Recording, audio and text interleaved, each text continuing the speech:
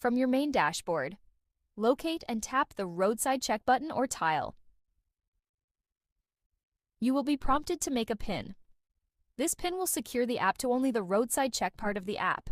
If you don't wish to use a PIN, click No PIN. Once you have entered Roadside Check, the system will typically present you with options for transferring your logs: web service transfer, email, and compliance print, which will display it on screen. The Roadside Check will default to the country rules your system is set to. In this example, it is set to USA.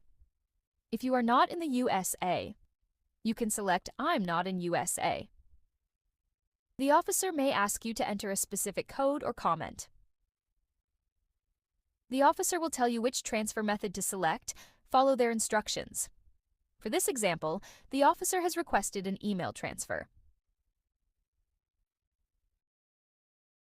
If the transfer was successful, a notification will appear saying that it was delivered.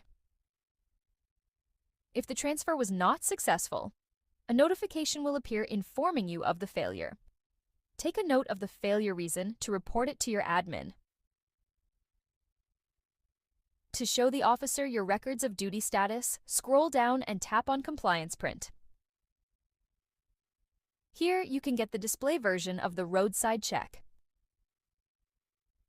You can tap on the arrows to display the information of different days. You can also tap on the date itself to jump to a specific date.